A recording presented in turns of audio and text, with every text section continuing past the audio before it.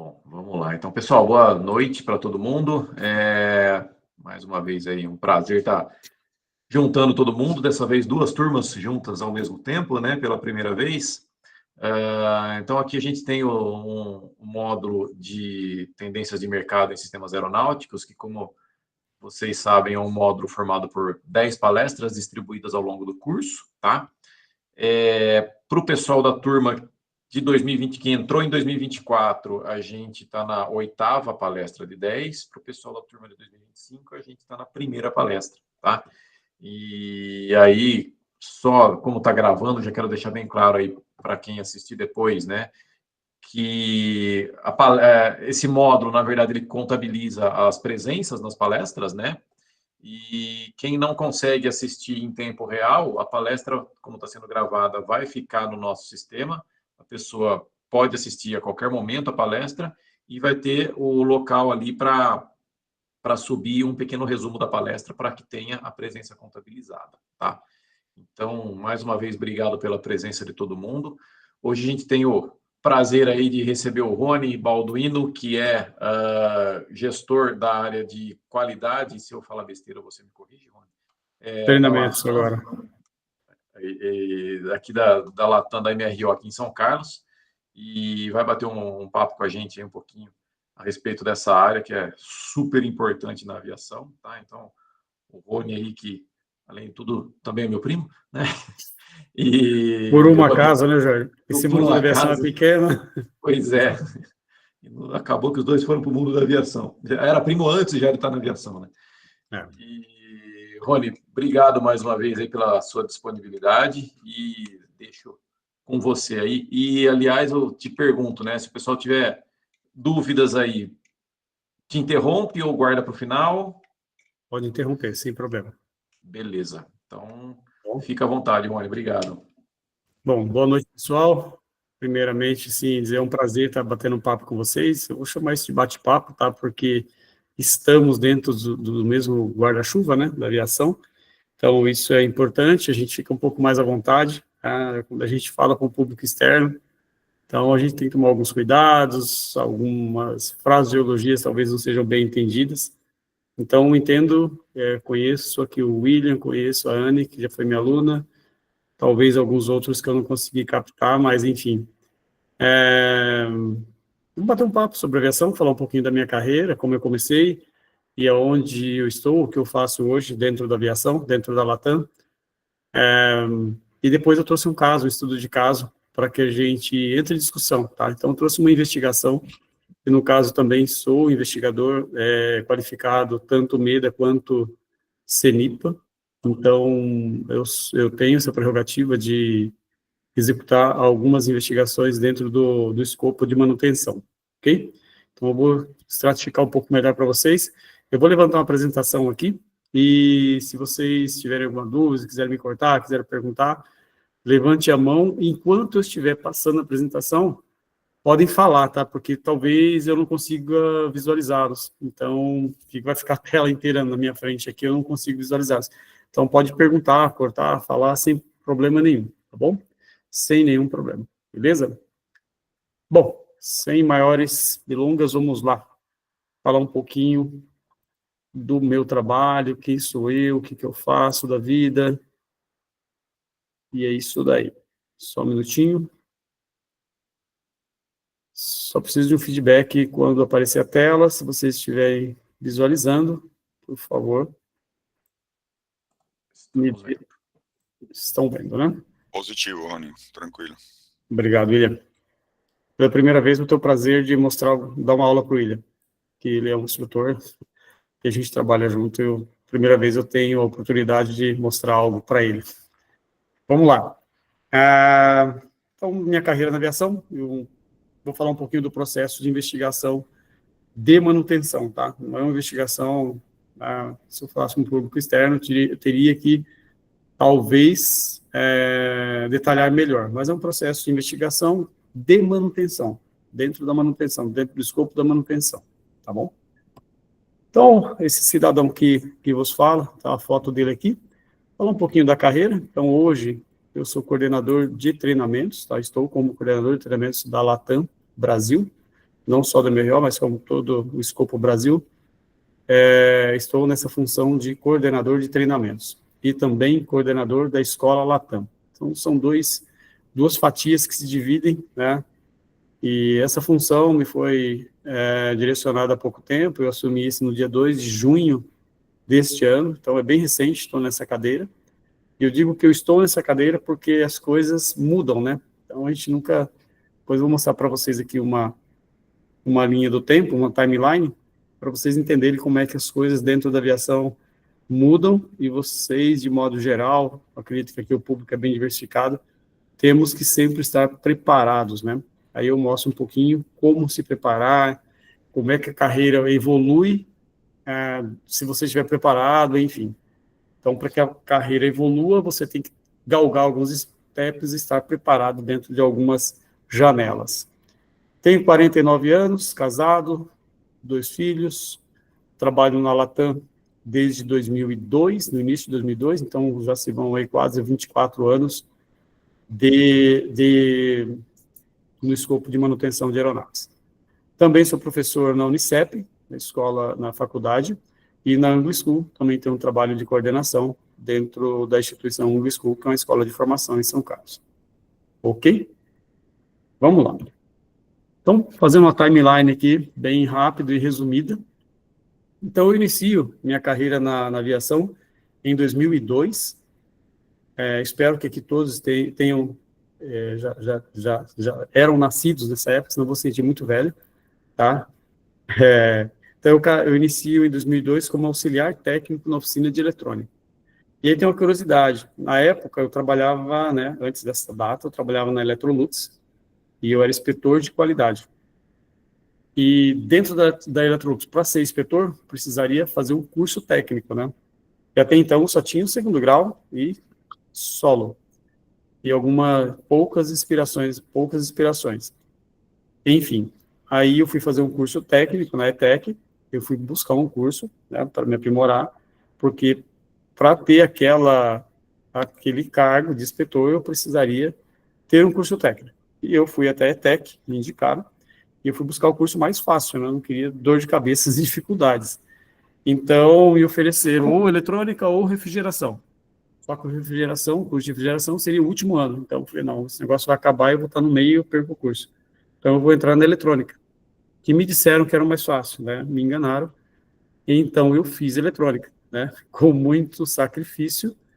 Eu terminei o curso de eletrônica, porque era um curso que até então eu não gostava de verdade, tá? E por que eu falo isso daí? Porque lá no final eu emendo essa história. Eu não gostava de fazer o curso de eletrônica, mas eu fiz, não faltei nas aulas, tive uma média de nota razoável, entre 7,5 e 8, né? Mas mantive a constância, sem faltas, terminei meu curso. E exatamente um mês após a finalização do curso, uma empresa procura, lá na ETEC, alguns alunos de elétrica e eletrônica para compor o seu primeiro quadro de técnicos em São Carlos.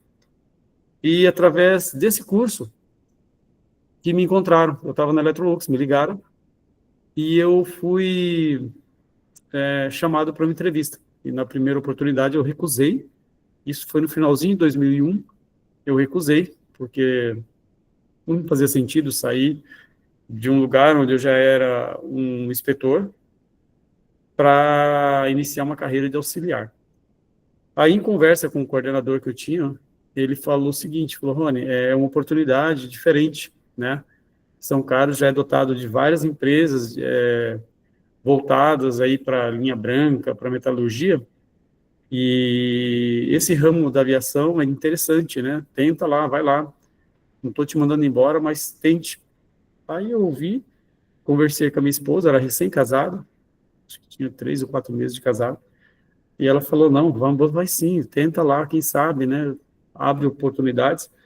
E eu fui fazer um teste lá na TAM, na época TAM, e passei no teste de eletrônica, só foi fazer uma leitura de um multímetro e ler alguns resistores, e isso eu sabia fazer, foi acho que tudo que eu aprendi, não desmerecendo o curso, mas eu também não era interessado, e eu fui aprovado em todos os testes, e a grande decisão, se eu sairia da Electrolux e iria para a TAM. Bom, enfim, decidi sair, né? Fechei as minhas contas lá e fui para a TAM, isso em 4 de abril de 2002, ok? E o porquê que eu falo isso para vocês? Muitas vezes a gente tem uma oportunidade na vida, né, e a gente não valoriza muito isso, né? Fala, poxa, esse curso tá chato, não era isso que eu queria. E muitas vezes é isso que vai te abrir as portas para o mundo, literalmente para o mundo, né? Aí eu explico no final dessa timeline o porquê, né, disso tudo. Muitas vezes nós mesmos não acreditamos nos nossos potenciais, no nosso potencial. Aí eu entro em 2002 como auxiliar técnico, tiro minhas carteiras. Em 2016 eu finalizo minhas carteiras e, juntamente com as carteiras, eu faço um curso técnico de qualidade numa instituição que chamava GREDEC, que era uma instituição formada por alguns professores da UFSCar. E eu me interesso por esse curso, faço na UFSCar esse curso. Era um curso técnico de qualidade, mas eu era auxiliar ainda, lembre-se. Tirei as carteiras como auxiliar. Naquela época, a evolução demorava bastante, muito tempo. Então, eu falei, poxa, eu vou tirar minha carteira, focado, que eu precisava tirar. E já no início do meu trabalho na TAM, eu iniciei, né, a montagem das oficinas de eletrônica e elétrica, surgiram muitas oportunidades de viagens para o exterior, né? Então, eu tive a oportunidade de conhecer alguns países, como Alemanha, França, Estados Unidos, entre outros da Europa, que nós fomos fazer alguns treinamentos, né, de componentes, mesmo sendo auxiliar. Então, ali eu já vi que valeu a pena o que eu tinha investido, né, em conhecimento, ainda muito pouco e básico, mas já teria valido a pena, porque eu tive a oportunidade de fazer alguns treinamentos, né, de componentes no exterior.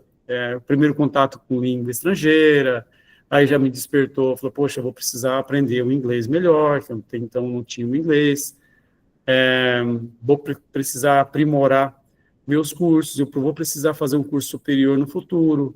Então, aí disparou vários gatilhos para que eu pudesse me entender como profissional. Até então, não tinha uma visão profissional nem técnica, nem de onde eu estava, inclusive. Em 2006, surgiu uma oportunidade na TAM, uma migração interna para a qualidade, né? E eu tinha acabado de fazer o curso no GREDEC, que é uma instituição formada por alguns professores da Federal, pessoal de engenharia de produção. E eu concluí, fui bem nesse curso, esse eu já gostei bastante, né? São processos, FEMEA, 5S, aquela história toda lá. E eu prestei essa migração interna em 2006, exatamente quase 5 anos depois, 4 anos e pouquinho, 4 anos e 8 meses. E eu passei nessa migração e eu fui trabalhar na qualidade. Na qualidade, eu fiquei por 10 anos, sendo auditor júnior e pleno, né? Então, eu saio em 2016, já com uma bagagem bem grande de auditorias, mapeamento de processo, treinamentos de investigação, tanto no CENIPA, quanto no MEDA, fui lá na Boeing, inclusive em Seattle. Então, eu já consegui uma estabilidade técnica bem melhor. Não digo que estabilidade de trabalho, de emprego, porque isso não existe dentro, né, no mercado privado, a gente sabe disso, né? Mas eu já tinha um conceito formado, então em 2016 eu já sabia o que eu queria, já tinha o curso superior, então de 2006 para 2016 se passaram 10 anos, eu não parei de fazer curso, fiz outros cursos técnicos, né? Então, até então, já tinha um técnico em eletrônica, um técnico em qualidade, somando as 3 carteiras que eu tirei, eu galguei também o técnico em manutenção de aeronaves. Então, eu já tinha 3 cursos técnicos, me faltava um curso superior. Em 2015, eu finalizei o curso superior, ok? Em 2015, eu terminei o curso superior na Unicep, fiz administração de empresas, me deu uma visão muito legal de tudo que eu queria dentro da Latam. Vamos lá, subindo a escadinha. Em 2017, eu passo para a equipe de engenharia, tá? eu fui promovido a técnico sênior de engenharia, e dentro da engenharia eu comecei a trabalhar com calibração, controle de calibração de instrumentos de modo geral. E foi uma grande escola, aprendi bastante coisa ali. Então eu fiquei como gestor suplente por um período dentro do laboratório e comecei a trabalhar com calibração, né? Até então eu falei, poxa vida, eu acho que eu tive um downgrade, né? Mas não, pelo contrário, eu aprendi bastante coisa ali, curso de metrologias, entendi um pouquinho requisitos, né, como a ISO 17025, fui me especializar em auditoria 17025, conheci mais um monte de lugar em função disso, muita gente da área do mercado de metrologia, então fiz bons contratos para a Latam, fiquei 2 anos lá, e em 2018 eu fui promovido a líder de ferramentas e equipamentos de São Carlos.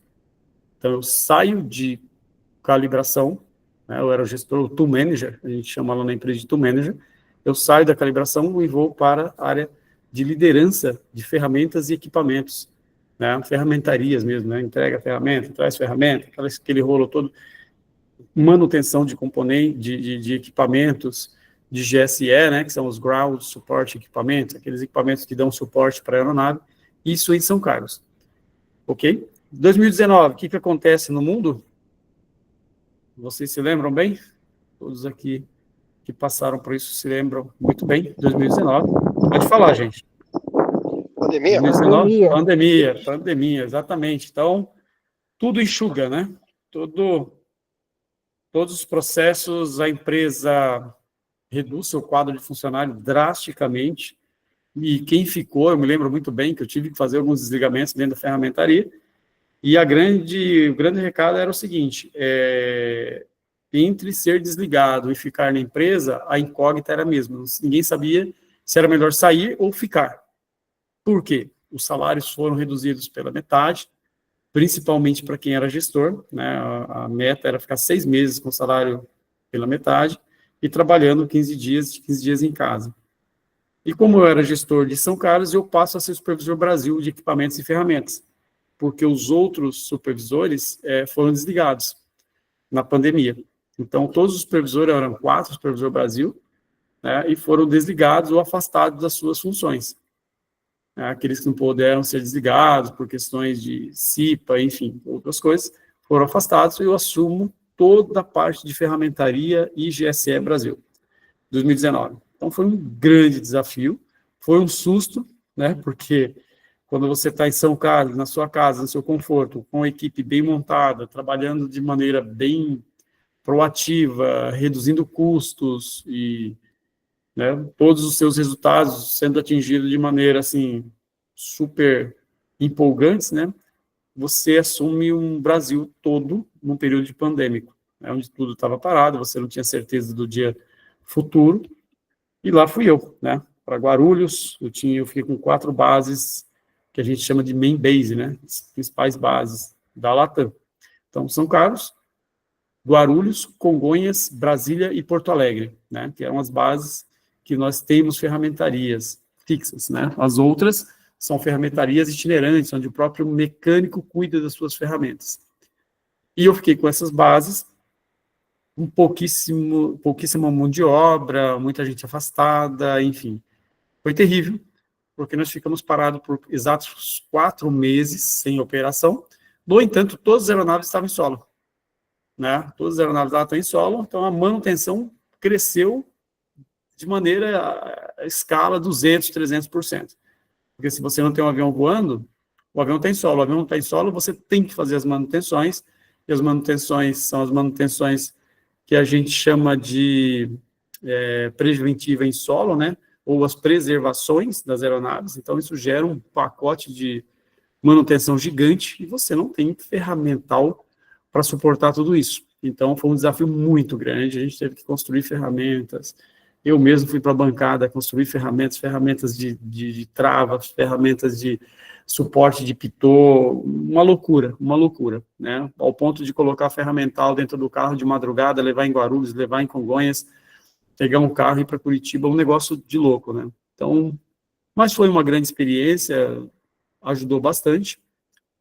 E em 2023, no início de 2023, eu recebo um convite de retornar para a qualidade, que eu comecei lá em 2006, porque abriria, sim, uma vaga de consultor de qualidade, que é uma vaga já no hall executivo, e eu recebi esse convite, obviamente, que brilhou os olhos, porque eu estava bastante cansado por trabalhar no período pandêmico, e eu integro novamente a equipe da qualidade. E nesse retorno, eu me torno também auditor holding. O que seria um auditor holding? É um auditor, existem os auditores Brasil, que auditam, né, todas as bases do escopo Brasil, e o auditor holding é aquele auditor que faz auditorias externas, tanto em fornecedor quanto nas bases externas, né. Então, aí também eu tive a oportunidade de ir em mais alguns países, fazendo auditorias, trabalhando, fazendo consultoria, desenvolvendo projetos, enfim. E em 2023 eu retorno para esse antigo setor, já totalmente modificado, bem mais enxuto, e eu tenho boas experiências ali. E agora, 2025, junho de 2025, com um bom trabalho que eu acredito que eu tenha feito dentro da qualidade, eu sou convidado para integrar a equipe de Treinamentos Brasil, né, na qual estou até o momento. Então, é uma equipe fantástica, algo que eu estou aprendendo. Eu já carrego um pouco de conhecimento de sala de aula, que como professor já estou há 10 anos em sala de aula, treinamentos voltado para a formação de mecânicos, mas como gestor é um desafio gigante, muito grande, uma equipe super competente, né? São pessoas assim que de um alto nível, um skill sensacional, e ter que fazer a gestão disso tudo é bem trabalhoso, mas é muito gratificante.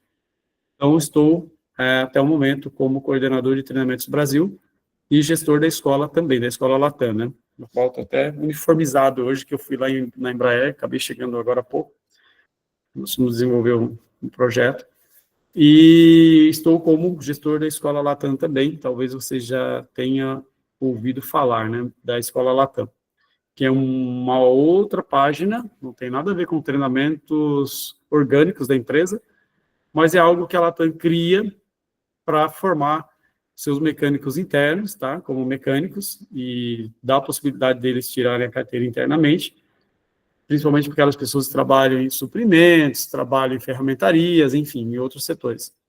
E agora a gente está integrando o público externo também, tá? Então, teve uma seletiva, o RH acabou de fazer. Na segunda-feira, agora, a gente iniciamos as aulas no módulo básico e específicos com o público externo também, tá? São poucas vagas inicialmente, mas a ideia é crescer a escola e expandir. Inclusive, nós estamos certificando agora a Escola Latam, mais uma SIAC, né? Lá em Guarulhos. Então, abriremos lá tão logo. Acho que esse ano ainda. E para acontecer tudo isso, gente, tem a fórmula mágica, né? Aí me perguntaram, como é que você se mantém há tanto tempo dentro de uma organização? Eu sempre procuro usar algumas placas, eu chamo de placas tectônicas, ou placas que te sustentam, né? Então, é importante ter um equilíbrio familiar, tá? É importante para que você tome as suas decisões corretas, esteja sempre suportado por um ideal, alguma coisa. Então, o equilíbrio familiar é importantíssimo. O equilíbrio financeiro, isso independente de quanto você ganha, é importante para a sua vida pessoal e mental, tá? Então, se você tem um equilíbrio familiar, né, uma base familiar bem consolidada, não estou falando de dinheiro, tá? Equilíbrio financeiro, também não estou falando de dinheiro, tá? Um equilíbrio comportamental, saber se portar em todos os níveis, tá? Da sociedade, seja ele do menor nível ao maior nível. Então, saber se ter um equilíbrio comportamental é importante. Saber falar com as pessoas, saber entrar, saber sair de situações, né, um pouco mais indesejadas, não se exaltar, enfim, ter esse equilíbrio. Saúde, manter a saúde em dia é importante, porque tem toda a questão de equilíbrio mental junto com isso. E ter bons relacionamentos, né? Bons relacionamentos com as pessoas. Então, onde você chega, deixe seu cartão de visita sendo uma pessoa agradável, que tem um bom relacionamento. Como eu sou da aviação, nem sempre fala de avião, porque enjoa e é chato, né? A gente brinca, quem trabalha na aviação só sabe falar de avião, né? Então, procurar ter outras fontes de conversas e ser uma pessoa totalmente íntegra, imparcial, politicamente também, né, bem definido, né? Não precisa usar a bandeira vermelha nem uma bandeira verde e amarela, mas tem um discernimento do que é certo e errado, isso é importante, ok? Não, a gente não está falando de política. E, por último, ter fé em algo, tá? Eu poderia colocar que ter fé em Deus, mas cada um com a sua crença, com a sua religião, com o seu credo, isso é importante para que a gente tenha uma referência na vida, né? Então, eu coloco isso sempre lá no topo da pirâmide, porque eu não sei o que vai acontecer daqui para frente, né? E a gente tem que estar preparado, mas se você tiver o último pilar aí bem conceituado, independente do quanto você ganha, do quanto você tem guardado ou não, se você tiver isso muito bem preparado, o futuro é certo, tá? Não tem muitas incertezas. Então, eu penso sempre nisso. Ok? Então, esse é um bate-papo inicial, só para vocês me conhecerem um pouquinho melhor. Alguns que já me conhecem já sabem, né, que eu tenho essa forma de vida, de estar sempre conversando com todo mundo, independente do nível, né? Pode ser o menor nível dentro da organização ou o maior nível, né? Eu tenho o mesmo tipo de respeito, nem só dentro da companhia, como na sociedade também. Ok? Então é isso. Falando um pouquinho da minha carreira e quem sou eu. Tá bom? Alguma pergunta aqui? Que eu vou entrar na parte técnica agora. Se tiverem alguma pergunta, podem fazer, tá bom? Eu não estou vendo vocês, só estou vendo a minha tela. Posso continuar, gente? Pode sim. Vamos lá, obrigado. Falando um pouquinho, então, agora da parte técnica, né? Dentre os assuntos, eu escolhi um que me agrada bastante, é um assunto que eu já fiz 2 palestras, inclusive, com esse tema. Um foi na Esquadrilha da Fumaça, na Força Aérea, né? Tem um contato muito grande lá dentro, tem um prêmio lá de membro honorário da esquadrilha, o pessoal lá, a gente troca bastante figurinha, e já dei uma palestra para o Lito Souza, sobre esse tema também, tá? Vocês devem conhecer aí da aviação, né? Então, processo de investigação, falha na manutenção aeronáutica. O que seria uma falha de manutenção? Já, para o público leigo, quando a gente fala de falha no avião, o que a gente associa? O avião vai cair. O avião está inseguro, não pode voar. Né? Sempre tem esse temor criado aí pelas mídias, né, não conhecedoras do tema. Então, eles criam essa áurea em volta da aviação, que tudo vai cair e tudo... Tem até hoje profissionais aí que conseguem visualizar, né, o futuro, que tantos aviões vão cair, que vai cair um na Avenida Paulista e nem lá passa avião, enfim. Tem um pessoal aí bem maluquinho que gosta de fazer uns terror, né? Chama de terroristas emocionais.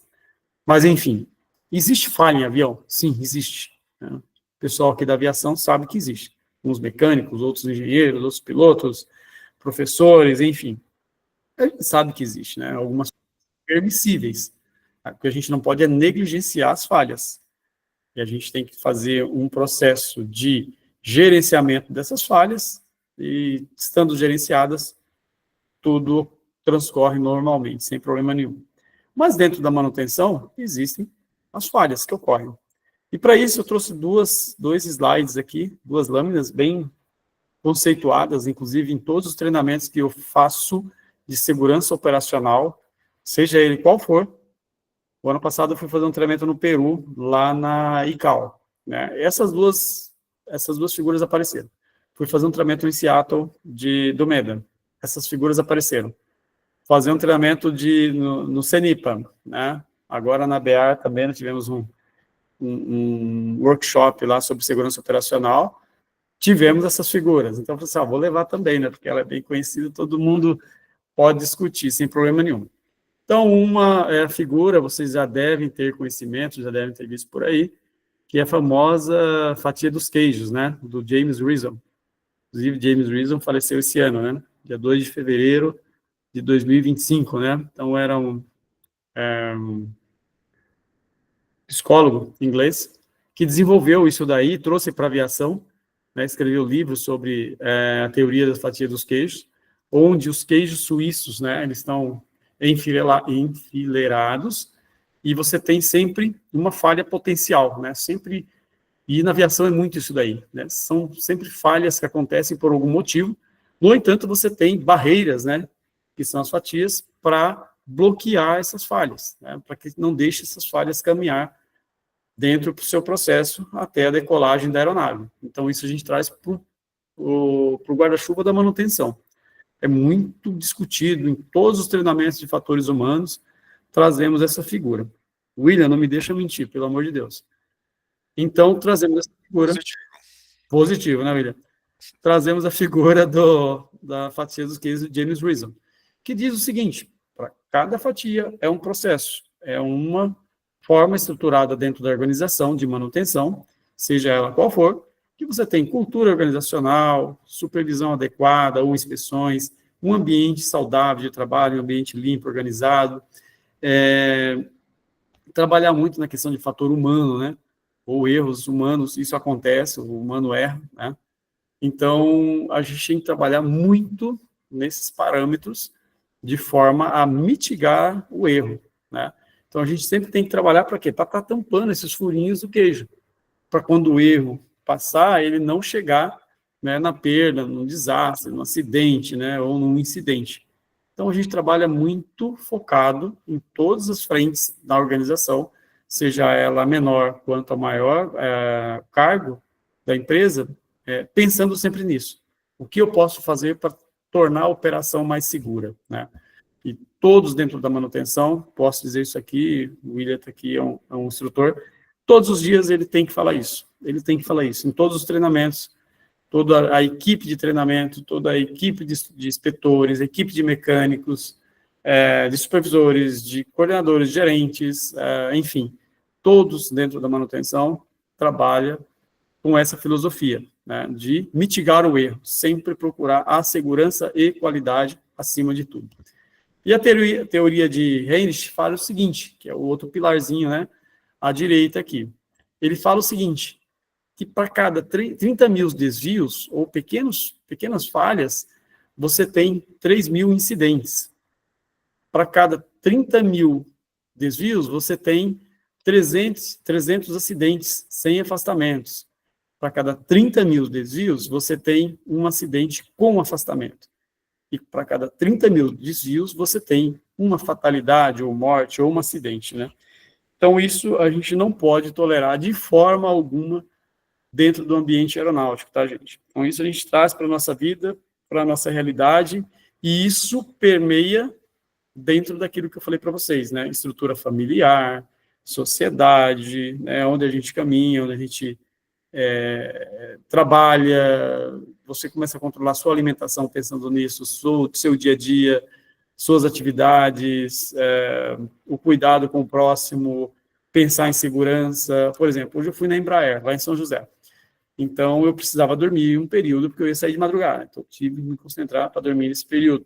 Por quê? Porque eu vou dirigindo e tem mais um colega, né, comigo. Então, a gente pensa, pô, ele tem família, eu também tenho. Então, temos que fazer uma direção segura. O que eu fiz? Vamos dividir, pô, são quase 400 quilômetros. Então, a gente dirige, eu dirijo a metade do percurso, você dirige a outra metade. Pensando o quê? Em segurança, né? Eu poderia ir até o final? Poderia. Mas, por que eu vou até o final? Por que eu não irei até o final? Porque eu tenho um outro colega que também dirige, é conhecedor, então a gente se divide, né? Nos tempos, eu sabia já que hoje estava marcado um bate-papo com vocês, procurei me antecipar, chegar com o tempo, me preparar, enfim. Tudo isso faz parte de uma organização mental, saudável, enfim. Então, quem trabalha na aviação deve e tem que primar por esses conceitos, tá, gente? É importantíssimo. Falando um pouquinho do MEDA, né, que sustenta isso daqui. Então, o MEDA é o Maintenance Error Decision ID. Então, o erro deve ser tratado e não punido. Essa frase eu aprendi com o senhor Bill, que foi a pessoa dentro da Boeing que desenvolveu, né, ele era um engenheiro, não trabalha mais na Boeing, e desenvolveu essa filosofia MEDA, né, que é de tratar o erro e não punir, né, dentro da manutenção, porque se é erro, o erro se trata e não se pune. O que se pune são violações. Quando você viola, é diferente do erro. O erro, por falta de percepção, por falta de conhecimento, por falta de alguma coisa ou algo que está inserido dentro do ser humano, você acaba ocasionando aquilo, né? Por uma falta de percepção. Agora, quando você tem procedimento, você tem informação, você tem todos os parâmetros que te cercam dentro de um ambiente de trabalho e você decide tomar uma atitude ou uma ação, por exemplo, de apertar um motor sem o torquímetro. O torquímetro está calibrando, eu vou apertar aqui o torque, eu já conheço, aperta na mão, você tem um torque falso, né, por ter apertado na mão, ou um torque irregular, ou um overtorque, ou um baixo torque. O overtorque é tão prejudicial quanto um torque baixo, né? Porque o overtorque você pode cisalhar esse parafuso, alguma coisa desse tipo, e quando o avião decola, com a vibração, com o overtorque, você não usou o torquímetro adequado, esse parafuso, ou esse conjunto de parafusos pode cisalhar, e esse motor vem a cair, né? Ou se você dá um baixo torque, esse parafuso pode trabalhar, né? Ele começa a se movimentar, e você não frenou ainda por cima, e esse parafuso vem a se soltar e esse motor vem a cair. E já aconteceu, né? Para quem estuda aviação, tem casos aí das empresas que já saíram do mercado, como, por exemplo, a Transbrasil, né? Perdeu um motor em pleno voo, a Varig perdeu um motor em pleno voo, a VASP já perdeu um motor em pleno voo, por esses motivos, né? De não ter um ambiente muito bem controlado, e na época não se falava de fator humano na aviação. Então, eu gosto muito de trazer isso, só para a gente iniciar nosso bate-papo aqui. E uma coisa que a gente traz sempre, toda investigação que ocorre, planos de ações, mitigação do erro. Planos de ações com mitigação do erro. Então, os planos de ações têm que nortear as causas raízes, né? Então, quais são ou qual é a causa raiz que ocorreu, né, que de fato aconteceu para aquilo ter chegado numa investigação, num evento de manutenção, né, num erro, numa falha. Então, a gente tem que sempre trabalhar na causa raiz, senão ele volta a acontecer. Então, o plano de ação ou os planos de ações têm que focar diretamente na causa raiz do problema, tá bom, gente? Senão, o problema vai voltar a acontecer. Para isso, a gente utiliza diversas ferramentas, né, como 5 porquês na manutenção, como FEMEA, árvore de cultura justa, enfim, tem várias e várias ferramentas que a gente acaba utilizando para encontrar esse erro, identificar e tentar resolver da melhor forma possível. E vocês vão ver isso na apresentação aqui na frente. Como são identificados os erros na manutenção, né? Como é que a Latam, como é que chega esses erros, como que são traduzidos e chega na garantia da qualidade ou na equipe de safety? Porque nós temos duas importantes equipes dentro da manutenção. A qualidade, que é a garantia da qualidade, quem trabalha com processo de garantir a qualidade através de seus processos, que é a equipe que eu fazia parte, né? E a equipe de safety, né? Que é a equipe de security da empresa, que trabalha identificando esses erros, seja por várias fontes, traduz esse erro, essa falha, e envia para a gente, para a qualidade, para fazer as investigações, ou elencar os planos de ações. Então, vamos lá, como é que chega para a gente? Primeiro ponto, ASR, é o Air Safety Report, né? O ASR existe para que qualquer pessoa dentro da manutenção ou na operação faça um reporte de um erro ou de uma falha potencial. Por exemplo, temos pilotos aqui, né? Não sei se da Latam, das congêneres, enfim, ou da privada, enfim. Pode se manifestar, tá, gente? Eu sou da empresa tal, não tem problema nenhum. E você? É só da Azul. Da Azul, legal, parabéns. Eu. Tinha duas aeronaves da Azul para ser entregue lá, bonitonas lá. Bacana. Então, dentro da Latam existe um processo chamado ASR, Air Safety Report. Qualquer mecânico ou mecânicos ou pilotos, comissários, enfim, operacionais, conseguem rapidamente acessar o portal e fazer um reporte de uma falha potencial ou de uma falha que aconteceu e ele visualizou aquilo e aquilo possa trazer um finding ou um problema dentro da manutenção ou trazer algo, né, que possa degradar, enfim, a imagem da empresa. Ele faz esse reporte. Esse reporte cai para o safety. O safety tem 24 horas para analisar e dar uma devolutiva. Tá? Então, ele analisou, isso vai para um sistema, o safety vai entrar no sistema chamado AQD, abrir o reporte e direcionar para a área responsável, né? Esse ASR. A outra possibilidade de encontrar os erros são as falhas pós-check. Desculpa, as falhas on-check. São aquelas falhas que durante o processo de manutenção ocorrem. Por exemplo, eu vou dar um exemplo aqui. A plataforma, né, aquela plataforma PTA, ela colide com uma aeronave. O mecânico está lá, ele está indo com a plataforma, chegando próximo da aeronave, e no último dia de cheque, sempre acontece no último dia, tá, gente? No último dia de cheque, pronto para entregar o avião, o mecânico vai lá tirar, né, passar um polidor lá na deriva da aeronave, e encosta demais da aeronave, dá um abarroamento lá. Pô. Um find. A aeronave não vai mais ser naquele dia, porque vamos precisar fazer um reparo. Esse reparo pode ser de grande monta, um grande reparo, um minor repair, enfim. E aí? Né? Aeronave disponível. E essa aeronave estava sendo contada na malha, né? Os nossos colegas operadores estavam esperando ela. E aí? A aeronave não vai sair mais. Então, é uma falha ou um cheque. Durante o cheque aconteceu uma falha e a gente precisa tratar, entender porque bateu, se o mecânico estava bem, se ele tem um treinamento, se o equipamento está à disposição, está em condição, se os planos de manutenções daquele equipamento foram cumpridos, se o treinamento do mecânico estava em dia para operar aquele equipamento, se a tarefa que ele estava executando é condizente com a operação que ele estava realizando, se o checklist pré-utilização foi preenchido ou não. Tudo isso é verificado, né? Se tudo estiver ok, a gente tem que chegar o porquê que aconteceu aquilo. Então, tem todo o desdobramento na investigação para linkar os planos de ações para que aquilo não aconteça mais, tá bom? Tem as falhas pós-cheque, aquelas falhas que acontecem, né? Após a aeronave ter saído de manutenção, aconteceu uma falha pós-cheque. Então, uma aeronave sai, por exemplo, de São Carlos, que é o grande centro de manutenção da Latam, e ao chegar em Miami, apareceu um problema lá. E aí?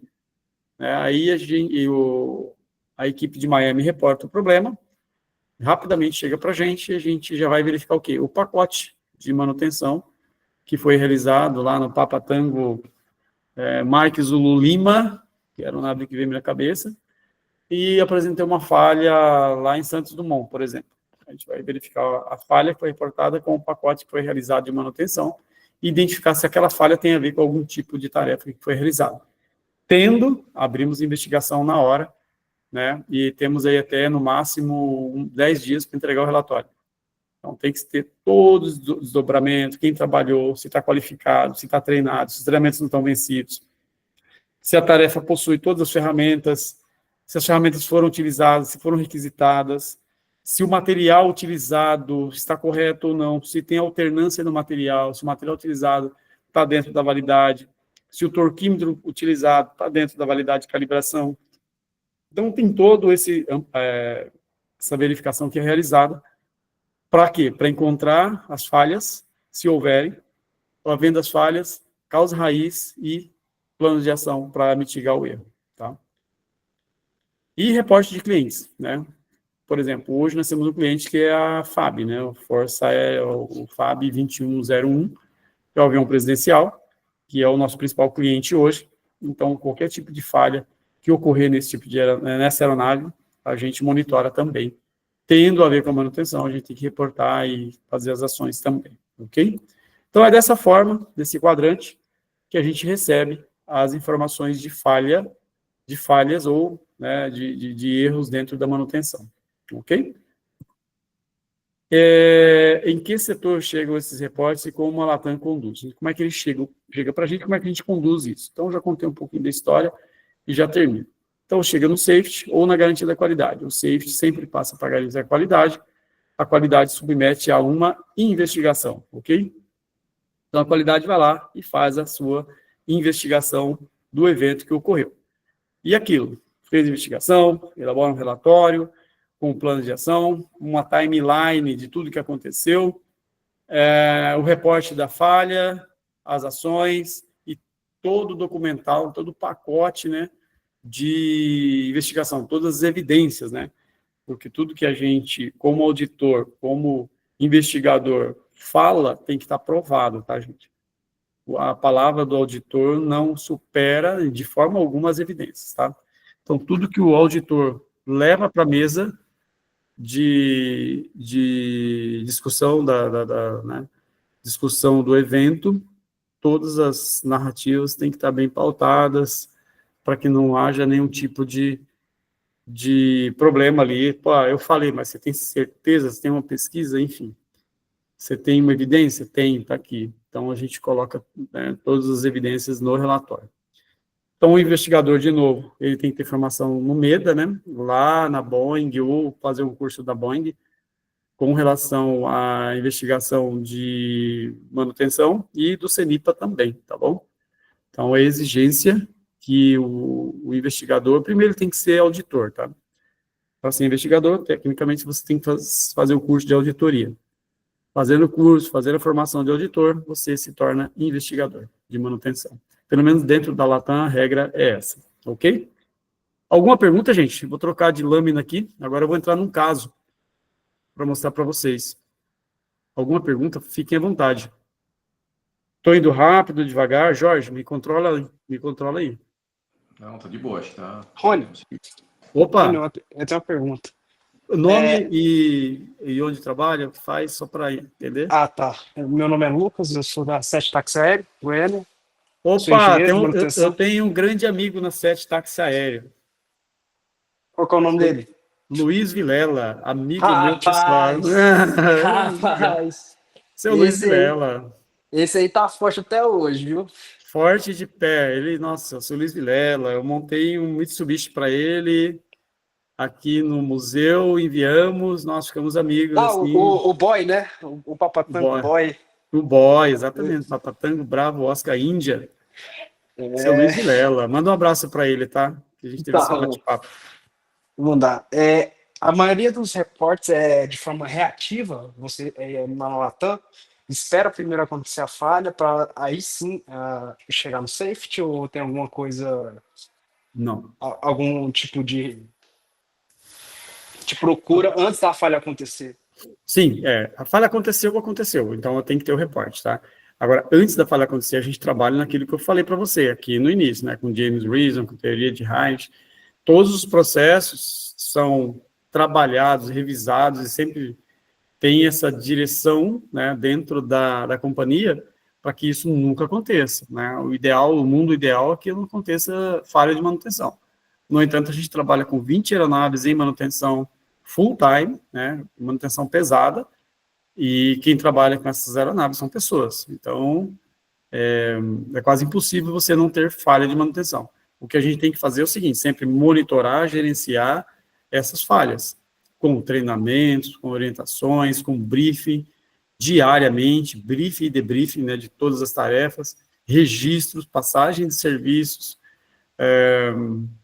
tecnologia, né, hoje a gente já tem boa parte dos mecânicos trabalham com tablet, informação, né, o inglês, a gente trabalha bastante com isso também. Então, assim, todas as informações necessárias para que os mecânicos não cometam erros. Mas, como você trabalha na SET, é uma empresa, obviamente, menor, mas não menos importante, você sabe, né, que existem várias barreiras para que não aconteça a falha, né? Vocês trabalham com manutenção também, vocês têm Lear, né, e Mitsubishi, pelo que eu conheço um pouco da empresa de vocês. E vocês, na manutenção, lá no hangar em Goiânia, vocês trabalham Mitsubishi e Lear, né? Não, é Mitsubishi, o Lear e o Citation 525. Citation também, exato, seu Vilela me disse. E, nossa, o Vilela é sensacional. Ele mandou vários e vários instrumentos para mim, já embaladinhos, gente boa demais. Gosto muito dele. Então, vocês também têm seus processos dentro da manutenção que vocês mitigam as falhas. Vocês têm treinamentos, vocês são, pelo que eu conheço, são oriundos do Senai. Ele falou para mim, só pega um mecânico do Senai. A grande maioria dos mecânicos entrou dentro da manutenção da SET Aviation. Vocês têm os processos de qualificação, aqueles que trabalham com aeronave X, Y, Z, cada um dentro da sua especificidade, da sua ata, né? Então, vocês têm todo o processo. E isso é mitigar erros. Vocês estão gerenciando, que o erro está toda hora aparecendo, né? Se você não tomar um cuidado, você comete um erro. Então, vocês trabalham com atenção, com procedimentos, com organização, para que isso não aconteça. Mas, mesmo assim, um erro ou outro pode acontecer. Então, esse antes é o que a gente trabalha na mitigação do erro. Com treinamentos, né? A gente investe bastante na latente de treinamento, não é muito mesmo. E agora que eu estou tendo noção da volumetria e de valores disso daí, é fenomenal o negócio, né? A gente trabalha muito forte com isso. Então, o antes é na mitigação, é nas fatias do queijo aqui. A gente sempre criando processos para que isso não ocorra, tá? Depois que aconteceu, aconteceu. Aí a gente vai ter que trabalhar em cima das causas.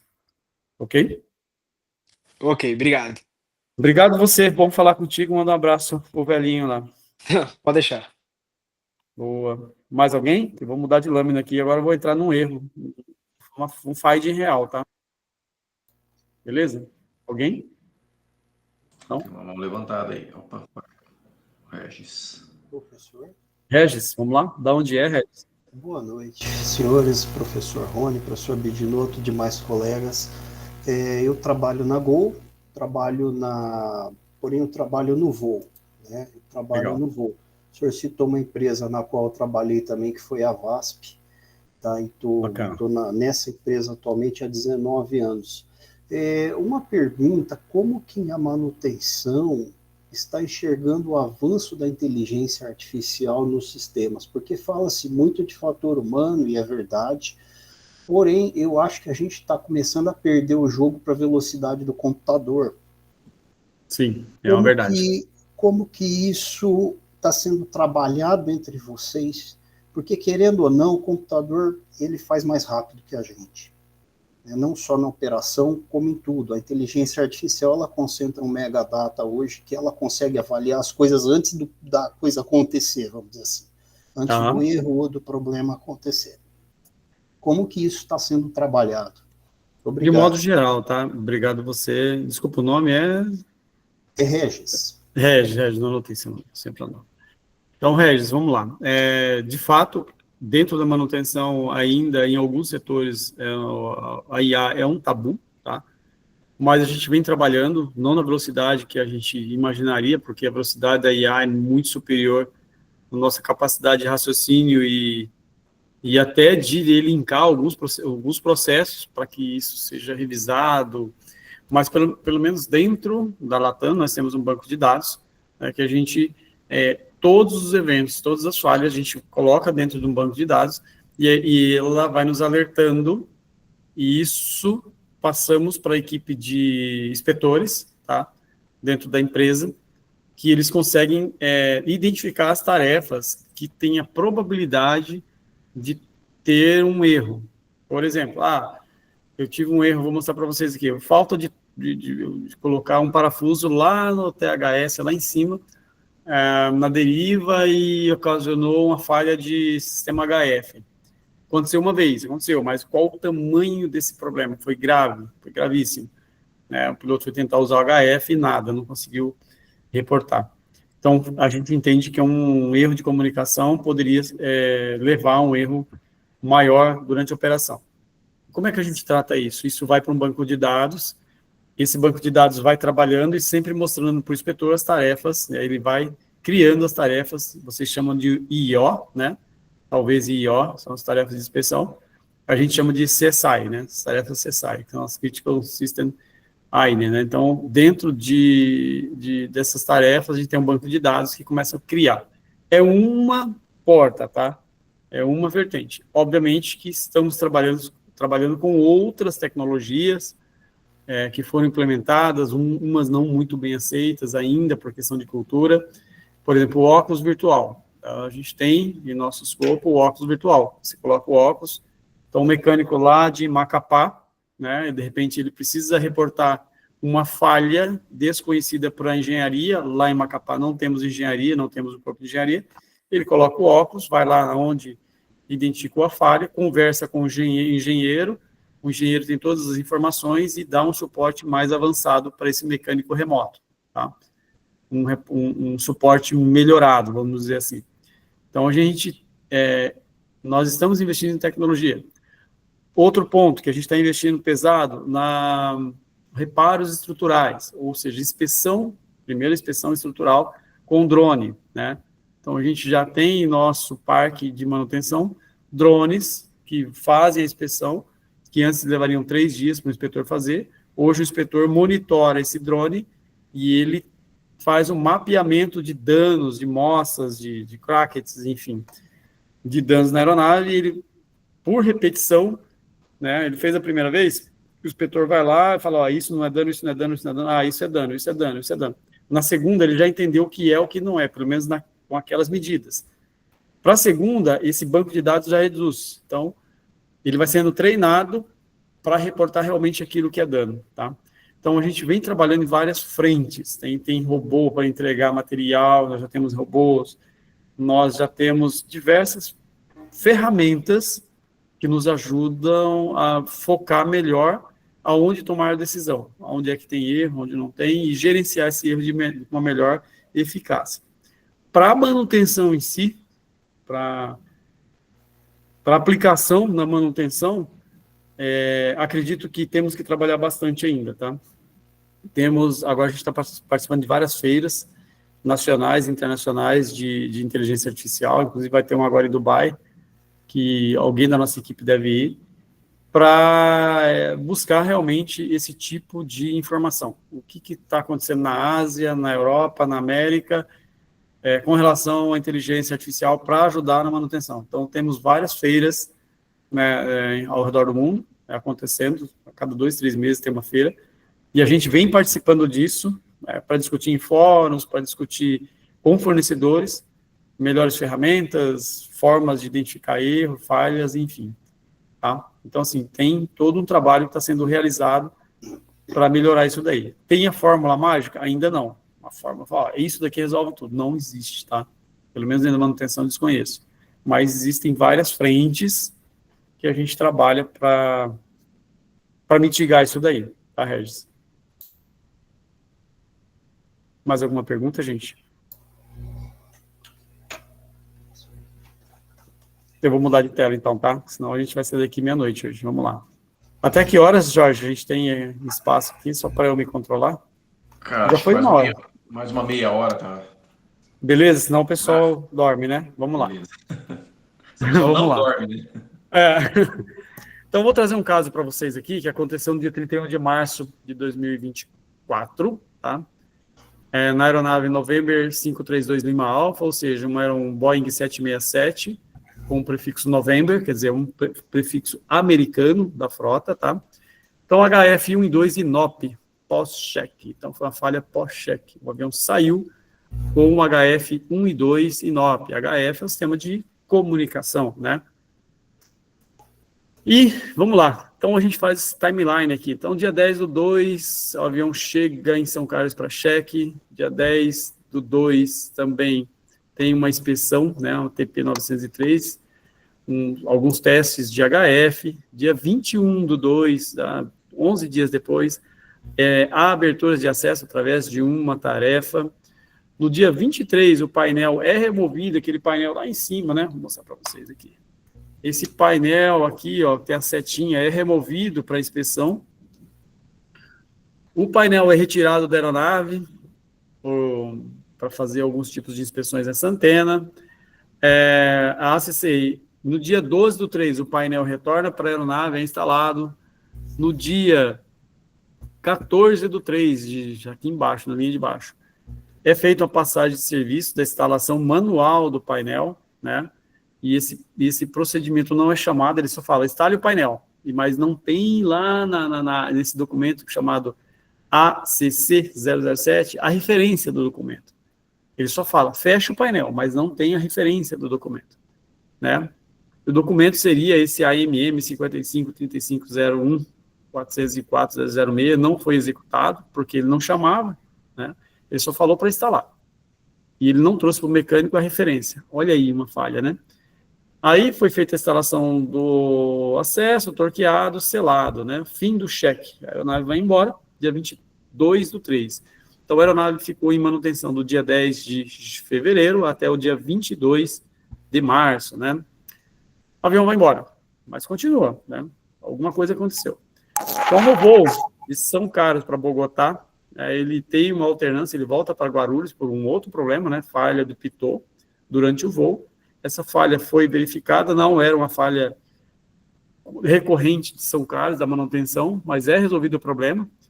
No dia 25, é resolvido o problema, então, no dia 23, o avião sai, 22 sai de São Carlos para Bogotá, São Carlos direto para Bogotá, um Boeing 737 cargueiro. No meio do voo, ele volta com problema de ar data, pitot. Volta para Guarulhos. No dia 26 é resolvido, que era um módulo, né? Não tinha esse módulo, um computador. Substituir o módulo, o avião volta para Bogotá, Guarulhos, Bogotá. Bogotá, ele faz um voo já de carga para Miami. De Miami, ele vai para Bruxelas fazer uma entrega, né, no dia 30/3. E lá na chegada, próximo já à Bélgica, acho que é Bélgica, é isso? Ele vai usar o HF por algum motivo e não tem comunicação. Obviamente, ele alternou o rádio, né, chamou outras frequências, e resolveu o problema de comunicação. Mas ele reporta, olha, eu não consegui usar o HF. Tá? Beleza. O avião fica lá em Bruxelas, é acionado a equipe de manutenção, a equipe de manutenção vai fazer o troubleshooting. Vocês devem saber o que é troubleshooting, né? Aqui pesquisa de pane, as pesquisas de pane que são realizadas. Ela falou, então, dentre as panes, dentre as possibilidades de resolver o problema, eles falam, tem que subir lá e olhar, porque tem algum problema lá. Quando eles abrem, eles verificam que o parafuso terra da antena de HF estava desconectado. O terra. Tá? E aqui está a descrição do que aconteceu. Isso é a investigação, tá, gente? Isso aqui é o relatório já. Então, na investigação, essa, no caso, eu mesmo fiz, eu verifiquei que a localização do acesso... Opa, peraí. Essa daqui, vocês estão vendo meu mouse? Acho que sim, né? Sim, então, sim. Tá aqui está a deriva, né? O bordo de ataque do estabilizador vertical, né? Então, foi removido esse acesso aqui, ó, que é o acesso Charlie alguma coisa. Depois eu devo, deixa eu ver aqui, só tem o número do acesso... 321 Juliette, né? 321 Juliette, ele foi removido. Quando ele abre aqui, né? Olha aqui, tá vendo? Tem um fio que sai aqui, essa aqui é a antena de HF, e ambas as antenas, são duas antenas, né? Teria que ter o que aqui? A fixação do terra. E esse parafuso não estava aqui. Olha aqui o parafuso. Ele não estava fixado, né? Não estava torqueado, fixado, estava solto. Desculpa, o parafuso estava fixado, mas o pino terra, o terminal, estava solto. Olha aqui o terminal em cima e o parafuso aqui. Então, alguém só ponteou o parafuso e não fixou, né? Não apertou o ilhós aqui. Né? Então, o que aconteceu? Não teve... houve uma descontinuidade no sistema. O sistema não fechou, né? Ele não estava no terra, ele não tem a definição de utilização, ok? Então, o cabo massa não fixado. Então, os fatores que contribuíram. Não há registro de remoção e instalação do painel 321 Juliette. A ACC não demonstra o ANM do teste do HF. Então, não há registro, né? Somente um step, mas o registro, removi o painel, um procedimento não está dentro da ACC. Então, é uma falha da organização de não colocar lá a tarefa, né? A referência da tarefa. Se não colocou a referência da tarefa, como é que o mecânico fechou isso daqui? Qual a instrução que ele usou? Nenhuma. Ele só tinha a instrução de fechar. Ele não tinha a instrução de executar. Uma coisa é você ter a instrução de ir lá e tomar uma ação. E qual é o procedimento que você tomou? Nenhum, não tinha referência. Mas mesmo assim o mecânico fez, né? Outro fator, abertura e fechamento com várias ACCs manualmente realizada no mesmo dia, abertura e fechamento. Então, bem aquele pacotão de abertura e fechamento, sai um monte de gente fechando, ou abrindo. Qual que é a sequência disso, né? Também não estava bem descrito. Planos de ação. Então, manter o teste de início dos HFs e inserir os testes finais na TP 903 de HF. Então, a responsabilidade da engenharia. Então, tem que sequenciar as tarefas e inserir dentro do procedimento de fechamento o AMM, a referência para o mecânico fechar aquilo. Tá? Porque sempre o mecânico deve buscar uma referência. Criar um alerta operacional quanto à instalação desses acessos. Então, toda vez que tiver abertura e fechamento de acesso, a ficha, o procedimento, tem que ter um alerta operacional. Primeira folha tem que ter um alerta. Esta tarefa pode ocasionar um esquecimento de um parafuso, um esquecimento de uma ferramenta lá dentro. Então, tem todo um procedimento, né, escrito para o mecânico em português, nesse caso, com algumas fotos, chamando a atenção do mecânico, cidadão. Esse procedimento já causou uma NFF, já causou uma aeronave já ficou em solo por falha desse procedimento. Então, o mecânico já é alertado no procedimento por isso. E reforçar com a equipe, né, tag remove before flight, task not finish. Então, tem que reforçar que quando um acesso é removido da aeronave, você tem que colocar uma flag naquela seção de uma tag de task not finish, né? É uma tag remove before flight de um lado, outra escrita task not finish. Ou seja, tarefa não finalizada, né? E tem que colocar o responsável pela tarefa, o número da tarefa e tudo mais. Até esse momento só existia carenagem. Tirou, coloca na bancada, quando vai colocar, põe de novo. Para aí, se você tirou, tem que fixar lá, ó, uma tagzinha. A tarefa não está finalizada. Porque, de repente, o Jorge, o professor Jorge vai lá, ontem ele removeu. E o Rony só vai colocar isso no terceiro turno daqui 15 dias, né? A conexão do Jorge com o Rony é procedimento. E nesse caso não existia. Então, a minha conexão, o meu bate-papo com o Jorge, que eu nem vou ver durante a minha atividade de trabalho, é o procedimento bem preenchido, né? Que ele tem que fazer uma passagem de serviço, tem que colocar uma etiqueta lá de task not finish, e no procedimento ele não pode colocar que ele fechou, somente que ele abriu. Aí quando chegar para o Rony fazer, o Rony vai ter que ir lá pegar o procedimento, tem uma passagem do Jorge, que lá do primeiro turno, no dia 7 de setembro, né? E hoje é dia 24 de setembro, eu tenho que fechar isso daqui, ok? Então, o procedimento tem que estar ligado. Mesmo que as pessoas não conversem, os procedimentos, as passagens de serviço tem que estar bem claro. É isso que a gente tomou de ação, né? Falando um pouquinho aqui, isso aqui já são evidências, né? Do release do MRO, isso foi uma timeline que a gente apresentou para o executivo depois, o dia que saiu de São Carlos, os voos de translados, até o problema acontecer lá em Bruxelas, né? De Bruxelas para Amsterdã, o voo foi de Bruxelas para Amsterdã, até acontecer. Então, o problema foi HF e NOP, isso que a gente chama de sumário executivo, que a gente apresenta para o executivo. Ok? Olha as tarefas de manutenção. Todas as investigações, gente, todas as investigações que ocorrem, a gente achura o nome, tá? Dos mecânicos, a gente não expõe o mecânico. Lembre-se lá do MEDA, vocês lembraram do MEDA agora? Que erro não se pune, erro se corrige. Então, a gente não apresenta, quando é erro, o nome do mecânico, de forma alguma, tá? Se é violação, na árvore de cultura justa, a gente acaba tendo que revelar, porque vai ter que ter a cultura justa, né? Ele vai ter que se responsabilizar por aquilo. Quando é erro, não, a gente não expõe o mecânico, de forma alguma, tá? É tão cultural isso, que quando é erro, os gestores nem perguntam mais, eles já cansaram de perguntar, a gente não fala mesmo, tá? Então, assim, já não perguntam mais. Se é erro, então, beleza. Já nem pergunta quem foi, porque não há cultura de punição quando é erro. Se é violação, a cultura da árvore de cultura justa. Então, é outra equipe que define quais as penalidades que o mecânico pode, né, receber quando há uma violação, tá bom? Então, aqui é o procedimento, né, que a gente pegou, a a tarefa, né, o step da tarefa, onde deveria, né, onde deveria ter sido utilizado e tudo mais.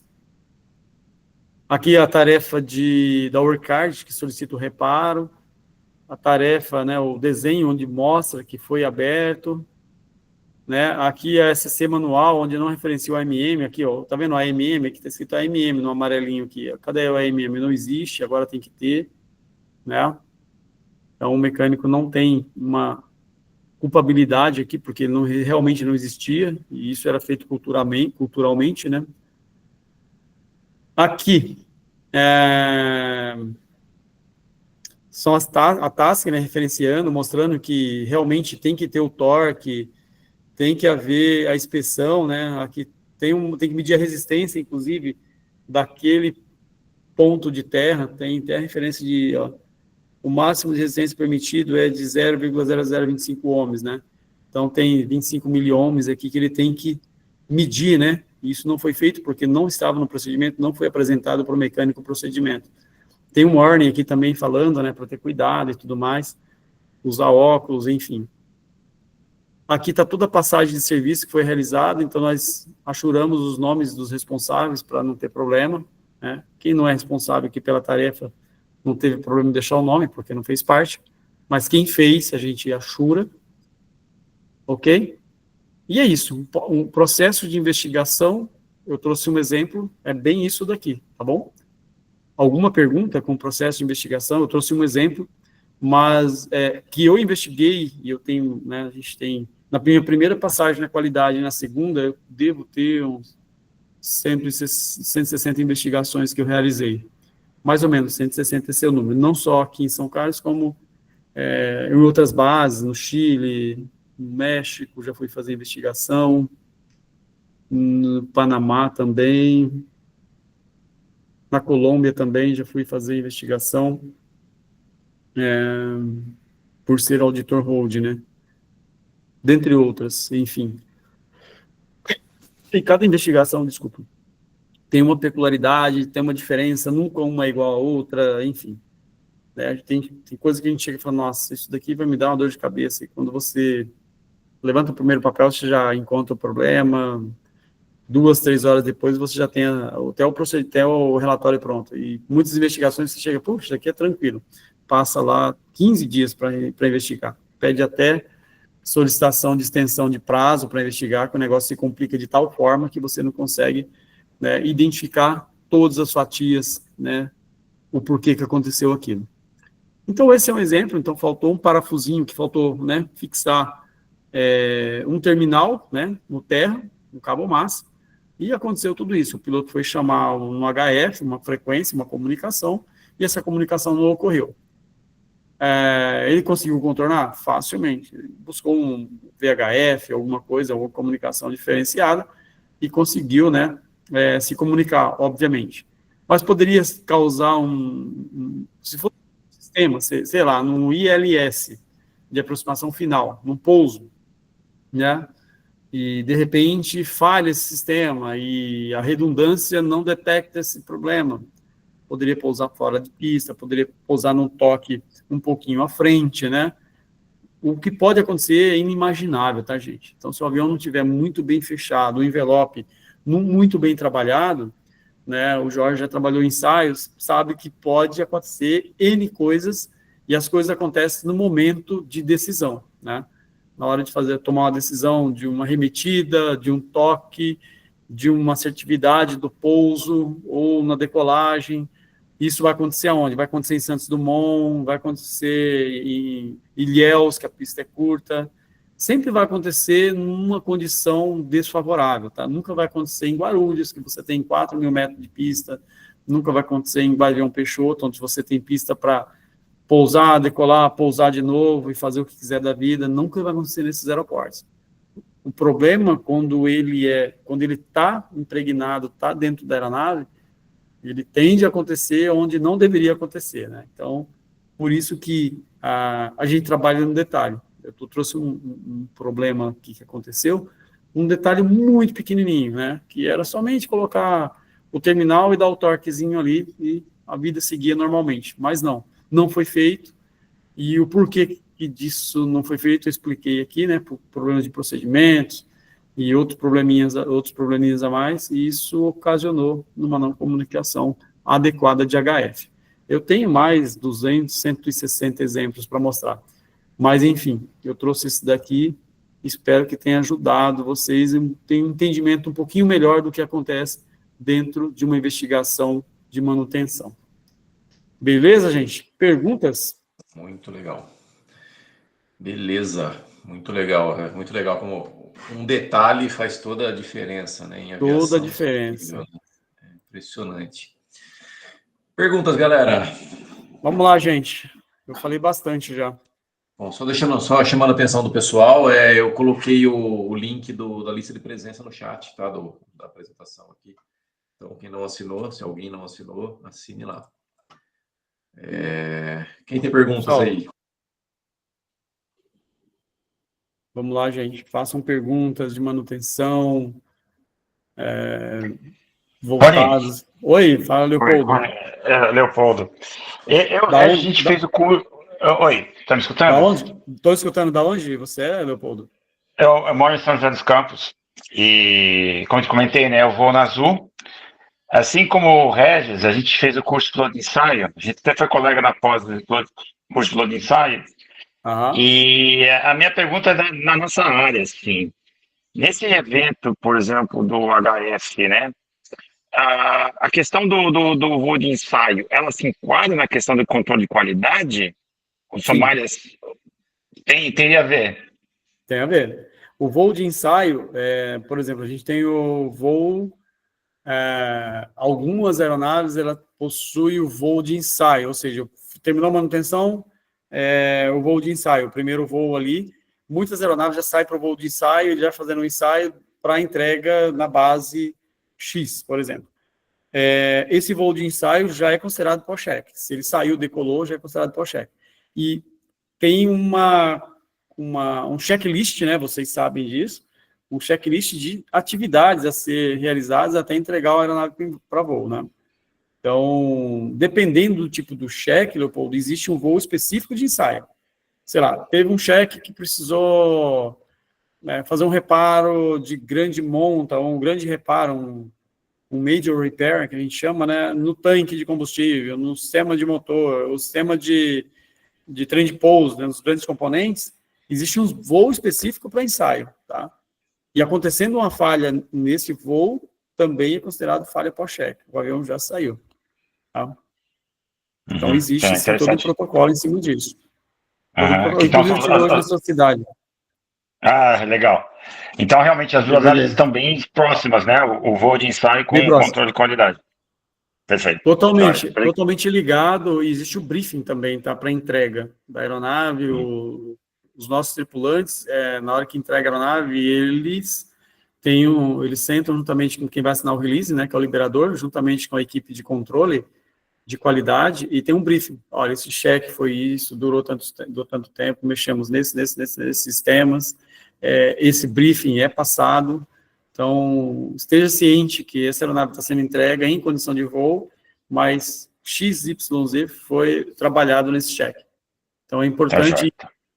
Quando a tripulação vem buscar a aeronave, eles também já têm ciente que eles já receberam todo o pré-flight, né? A gente chama de pré-flight. Beleza? Legal. Tá bom. Obrigado, Rony. Obrigadão. Obrigado a você, Leopoldo. O Renê mandou no chat aqui. Nota alguma diferença? Entre fabricantes e modelos, quanto à facilidade para as operações de manutenção. É perceptível quando o design dos sistemas é feito levando em conta a manutenção? Boa pergunta, Renê, boa pergunta. Vamos lá. A Latam hoje trabalha com Boeing e Airbus. E agora, né, vocês devem estar sabendo, iremos trabalhar com o Embraer também, né? Graças a Deus, é bacana ter Embraer aí como mais uma empresa, né, dentro do nosso hall de manutenção, enfim, falo como manutenção. E para nós, o Embraer começa agora em janeiro, né, William? Na operação em setembro, né, com 24 aeronaves, está publicado na imprensa, mas para nós o treinamento é em janeiro. Mas vamos lá, a sua pergunta. Existe alguma diferença? Não. Existem filosofias diferentes, né? E filosofias de trabalho. A Boeing ela tem uma filosofia de reduzir informação nos seus procedimentos e ter nos seus treinamentos um entendimento maior para o mecânico. Então, o mecânico do Boeing, ele tem que ser um mecânico mais safo, porque os procedimentos, eles são mais enxutos. Os procedimentos da Airbus, eles são mais autoexplicativos. Ele explica mais, detalha mais, no entanto, ele cansa mais o mecânico, porque o mecânico tem que ler, procedimento primeiro nível, procedimento segundo nível, procedimento terceiro nível, muitas vezes chega até o quarto nível de explicação, tá? E isso se torna mais cansativo para o mecânico. O mecânico de Boeing, já a gente chama de mecânico raiz, né? Ele chega, pega o procedimento, são 1, 2 linhas de procedimento, ele já vai lá e executa, né? E o avião acaba sendo mais mecânico, exceto, e o William pode me dar uma aula aqui, do Boeing 787, que é um avião muito mais complexo, ele tem todo o conhecimento para falar do Boeing 787, que é um avião mais melindroso a nível de tecnologia, de procedimentos e tudo mais. Mas, no geral, não, tá? Então, a gente tem que formar os nossos técnicos e prepará-los para os ambientes que tem no mercado. E agora a gente vai estar inserido no Embraer também, que é uma filosofia diferente, tá? A gente já sabe que tem uma filosofia totalmente diferente, tá? Mas não, a pergunta é não. A gente não tem nenhum tipo de... não enxerga essa diferença, de modo geral, assim, não existe, tá? Tanto é que nós temos mecânicos qualificados Boeing e o mesmo mecânico qualificado Embraer existe também. Embraer não, desculpa, Boeing e Airbus, por enquanto. Ok? Beleza. Obrigado. Mais alguém? Mais alguém, galera? Vai, Anne. Você é mecânica de Airbus e Embraer, Anne. Isso. Embraer, Airbus e ATR. Olha aí. Né? Até ontem só era uma aluna, hoje já está com todo esse know-how, esse conhecimento. Pois é. Ficou gigante, né, Anne? Bacana. Muito bom. Alguma pergunta? Então, posso fazer Rony, pergunta tudo para bem? a Anne, né? Opa, vamos lá, Paulo.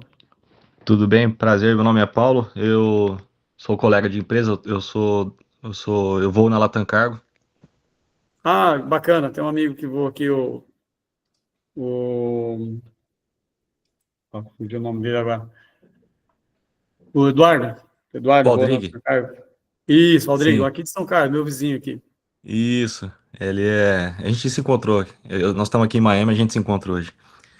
Ah, legal.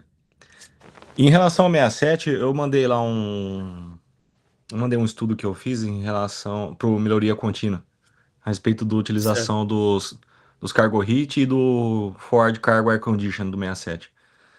Correto. Eu percebo que o pessoal acaba deixando esses instrumentos de aquecimento e resfriamento do porão dianteiro e traseiro do avião ligado sem necessidade.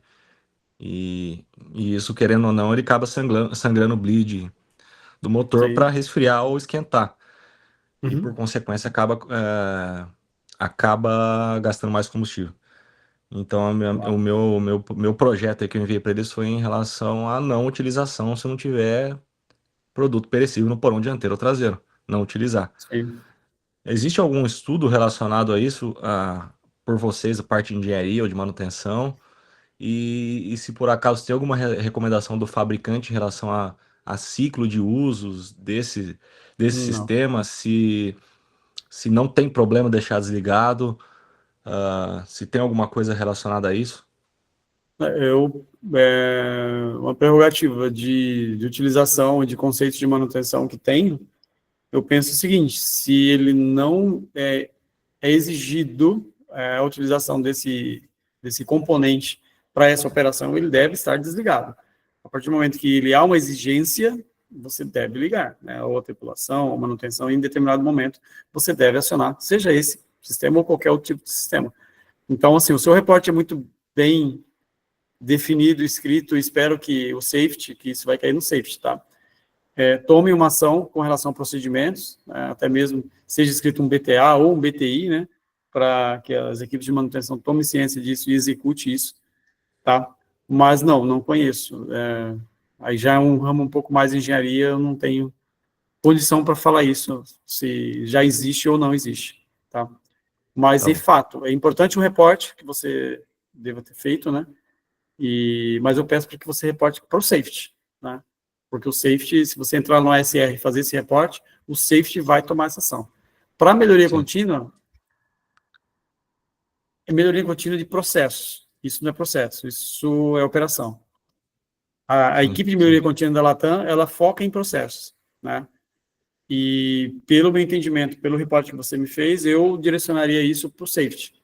Então é o ASR mesmo, né? Você entrar lá no portal da Latam, O fazer fabricante, o ASR. o compartimento dianteiro do 67, ele recomenda, se você não tiver carga sensível, você Aham. desliga o ar-condicionado dianteiro do porão. Em relação aos cargo HIT, não fala nada, mas aí eu achei um material do fabricante, apesar do fabricante não falar nada desse ciclo de liga, desliga, de utiliza ou não, ele fala que Ah, você está usando o ar-condicionado para resfriar um lugar que não está tendo carga sensível a esse tipo mas não tem de... sentido. Não tem sentido você deixar desligado, então você, consequentemente, você pode economizar combustível. E pelos Uhum. cálculos que eu fiz, dá em média um voo de 8 horas, 150 quilos de querosene. Poxa vida. Pode ser pouco, É, mas no final não, do não é ano, pouco, imagina a não. economia que a empresa pode ganhar. Não, é uma porcentagem significativa no voo, né? Porcentagem, nível de porcentagem é significativo. Se eu falar em 3%, 2%, é muita coisa, Sim, né? sim, Se você faz toda a ciclagem de 767 e tudo mais, é um nível bem alto. A economia é sim, significativa. Então é importante seu reporte para o safety, tá? Eu reportaria para o sim, safety, sim. tá? Tá. De maneira bem Obrigado, Rony. clara, detalhes, procedimentos, ajuda bastante. Ah, Obrigado. manda um abraço pro Du. Manda um abraço pro Du. Mando sim, mando sim. Eu vou falar que eu conversei com você. Obrigado. Parabéns Isso, pela palestra. obrigado. Mais alguém? Mais alguém, galera? Bom, enquanto vai decidindo se tem mais alguém, ô Rony, eu vou pedir para você colocar a tela inicial de novo para a gente tirar aquele print bacana da tela. Opa, deixa eu subir aqui novamente. Se tiver fácil aí, né? Não, tá sim, tá sim. E aí, quem quiser sair, abre as câmeras aí também, dá aquela ajeitada no cabelo. Só um minutinho, peraí. Eu acho que eu baixei o procedimento aqui, ó. E eu coloquei nessa tela maravilhosa aqui, de tantas coisas que acontecem, eu não achava. Eu fiz essa apresentação até à noite. E eu não achava depois, falei, nossa, e agora? Tá aparecendo minha tela inicial também no computador aqui. Ó. É essa a tela? Não, eu tô falando um monte de ícones ali, que é tudo coisa urgente. Tudo Ah, é tá, urgente. mas você... Ah, sim, sim, tudo esse slide aí. essa. Beleza. Deixa eu ajeitar aqui. Então, galera, capricha no sorriso aí. 3, 2, 1, X. Pronto. Bacana, gente. Valeu, muito legal. Mais alguma coisa, galera? Não? Dou-lhe uma, dou-lhe duas. Rony, Obrigado, muito gente. obrigado. Foi excelente. Jorge, obrigado você pela oportunidade, bater um papo com essa galera aí super qualificada, já recebi boas recomendações, pessoal falando horrores do seu curso aí, que você ministra junto com o pessoal, horrores no bom Espero que sentido. horrores seja bom. Bom. Pô, aperta bastante, tem bastante coisa, final de semana tem que estudar, e é isso Então, mesmo. isso é coisa boa, isso é bom. Lembre-se daquela timeline, a minha é tão pequena perto de vocês, mas é só assim que a gente consegue galgar alguma coisa dentro da vida, né? Se dedicando, estando aqui fora de horário, batendo papo, discutindo, aprendendo, e eu também aprendendo com vocês, né? Isso é importante. Então, aqui não existe nem o maior, nem o menor, todos estamos na mesma linha, né? De conhecimentos, estamos nesse âmbito, nessa sala, a gente tem somente aprender e crescer. Então, é isso daí. O meu recado que eu deixo para vocês. Gente, obrigado pela oportunidade. Jorge, a hora que você precisar, me chame. Maravilha. Estarei aqui com o maior prazer, ou online, ou presencialmente também. E digo mesmo também, o departamento aí está de portas abertas sempre que precisar. Show de bola. Valeu, gente. Obrigado, então. Gente, boa noite. Até mais. Obrigado. Um abraço para todos. Um abraço, até mais. Obrigado, boa Tchau, noite. tchau. Tchau, Rony. Obrigado pela palestra. Obrigado, boa noite. Parabéns. William, obrigado, William. Obrigado. Obrigado. Boa noite.